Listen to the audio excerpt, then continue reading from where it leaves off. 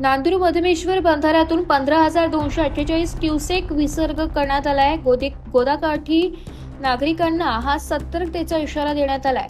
नांदूर मधमेश्वर बंधाऱ्यातून आज दुपारी 12 वाजल्यापासून गोदावरी नदी पात्रात 15,248 क्युसेक पाण्याचा विसर्ग सुरू करण्यात आला असून नदीकाठच्या परिसरातील नागरिकांनी सतर्क राहावे, तसेच नदीपात्रातील साहित्य व जनावरे तात्काळ सुरक्षित स्थळी हलवावी असे आवाहन नाशिक पाटबंधारे विभागाच्या पूर नियंत्रण कक्षाच्या कार्यकारी अभियंता सोनल शहाणी यांनी केले आहे।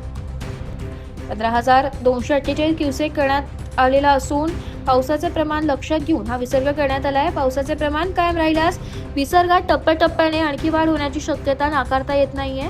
गोदावरी नदीपात्रालगतच्या परिसरातील नागरिकांनी विशेष दक्षता घ्यावी। नदीपात्रात कोणतेही साहित्य अथवा जनावरे असल्यास ती तात्काळ सुरक्षित स्थळी हलवावीत।